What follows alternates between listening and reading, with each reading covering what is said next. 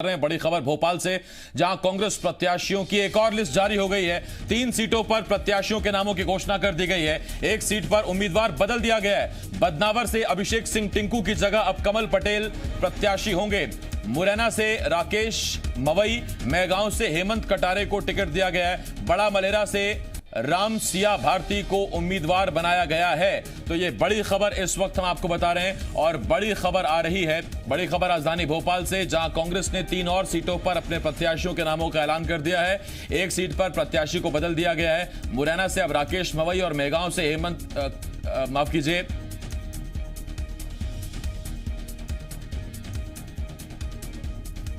हेमंत कटारे को टिकट दिया गया है मेहगांव से, और बड़ा मलहरा से राम सिया भारती को उम्मीदवार बनाया गया है। तो ये बड़ी खबर इस वक्त हम आपको बता रहे हैं। आपको बता दें कि अटेर, भिंड जिले की अटेर मेहगांव सीट आसपास है, और अटेर से आपको याद होगा अरविंद भदौरिया के खिलाफ हेमंत कटारे चुनाव लड़े थे, चुनाव हारे थे। अरविंद भदौरिया ने चुनाव जीता था और उसके बाद वो शिवराज सरकार में कैबिनेट मंत्री भी बने।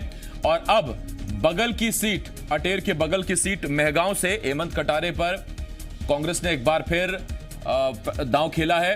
तो उधर बड़ा मलहरा से राम सिया भारती को उम्मीदवार बनाया गया है, जबकि मुरैना से राकेश मवई को कांग्रेस ने प्रत्याशी बनाया है। इसके अलावा अहम खबर यह भी कि बदनावर से अभिषेक सिंह टिंकू की जगह कमल पटेल प्रत्याशी होंगे।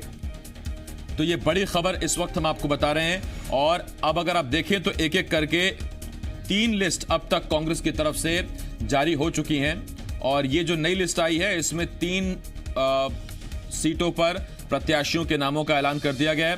पहली लिस्ट जो आई थी, आपको याद होगा 11 सितंबर को पहली लिस्ट आई थी, और 11 सितंबर को पहली लिस्ट में 15 प्रत्याशियों के नामों का ऐलान किया गया था।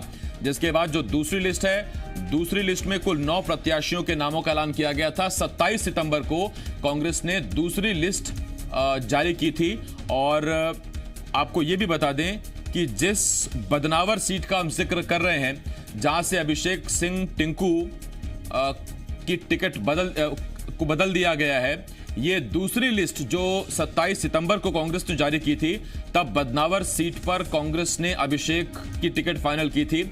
लेकिन अब उनकी टिकट कमल पटेल को दे दी गई है, यानी अपना प्रत्याशी कांग्रेस ने बदल दिया है।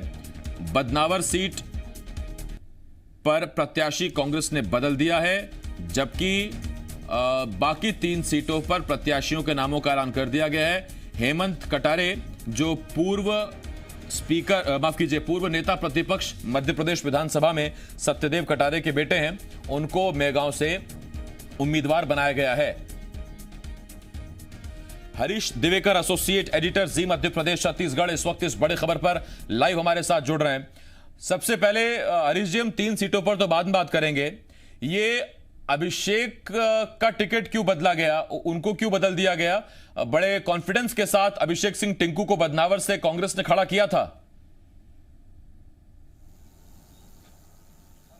आसिफ बिल्कुल सही कह रहे हैं। और कमलनाथ, पूर्व मुख्यमंत्री कमलनाथ ने साफ तौर पे कहा था कि जो भी टिकट दिए जा रहे हैं सर्वे के आधार पे दिया रहे हैं।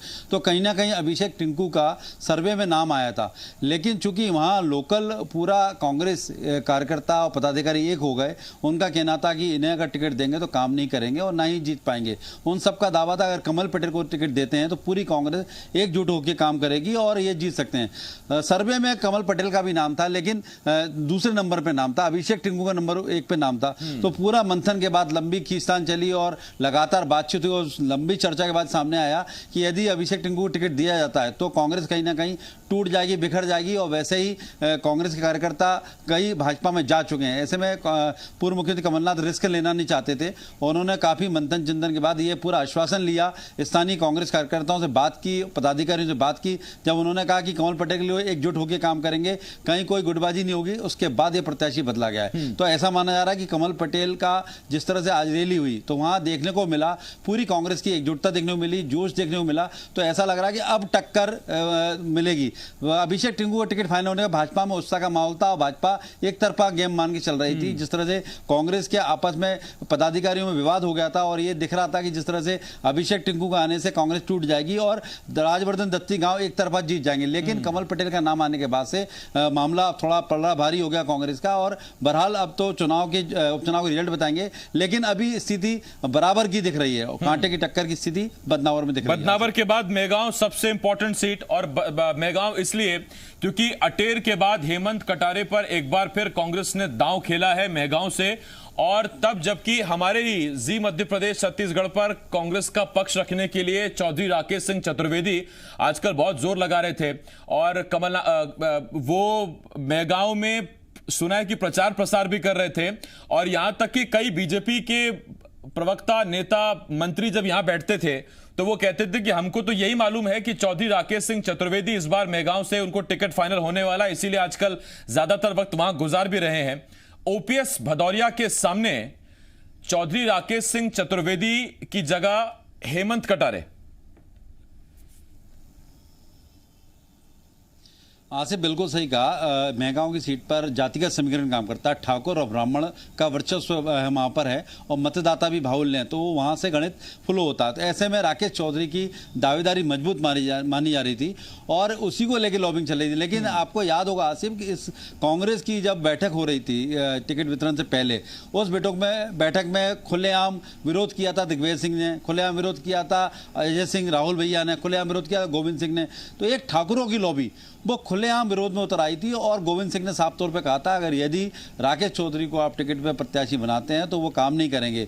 यानी एक ठाकुरों को पूरा नाराज करना पूर्व मुख्यमंत्री कमलनाथ की बस की बात नहीं थी। वैसे भी वो जो सीट है वहाँ ब्राह्मण और ठाकुर बाहुल्य हैं, अगर यदि मैं ब्राह्मण को वोट देते हैं और ठाकुर काम नहीं करते तो एक तरफा सीट जा सकती थी। और सारे समीकरण देखते हुए बीच में ये मामला चला था कि भाजपा के पूर्व विधायक राकेश शुक्ला का नाम भी चला था, क्योंकि कांग्रेस का गणित सामने जो आ रहा था उसमें विधायक ब्राह्मण को टिकट दिया जाए, लेकिन वो समीकरण नहीं बने।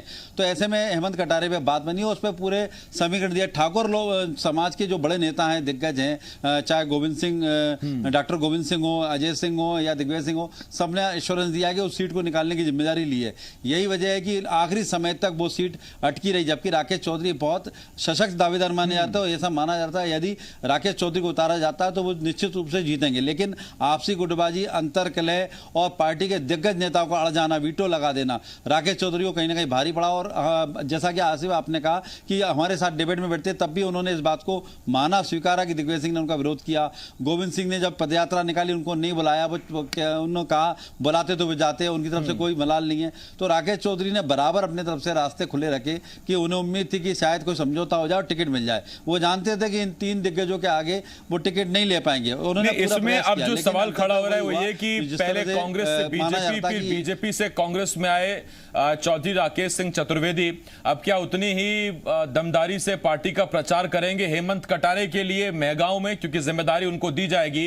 ठीक है, ठाकुर का वोट गोविंद सिंह, दिग्विजय सिंह ये नाम है वहां पर, लेकिन ब्राह्मण के तौर पर एक बड़ा नाम चतुर्वेदी थे वहां पर, और वो अब उतनी दमदारी से प्रचार प्रसार करते दिखते हैं कि नहीं दिखते हैं, ये तो एक एंगल है ही। और सबसे बड़ी बात यह कि अगर पूरी तरह से सर्वे पर ही टिकट दिया गया है तो फिर सर्वे था किसके पक्ष में, ये कांग्रेस ने अभी तक खुलासा नहीं किया है। क्या सर्वे वहां पर किसी ठाकुर को वोट देने के पक्ष में था हेमंत कटारे के तौर पर, या फिर किसी ब्राह्मण को वोट देने के लिए सिफारिश कर रहा था चतुर्वेदी के नाम पर? ये भी खैर अभी आगे जब चीजें पता लगेंगी तो हम बताएंगे। बहुत धन्यवाद आपका हरीश जी इस तमाम जानकारी के लिए। हरीश दिवेकर, एसोसिएट एडिटर, जी मध्य प्रदेश छत्तीसगढ़, इस वक्त इस बड़ी खबर पर हमारे साथ जुड़े हुए थे। छोटे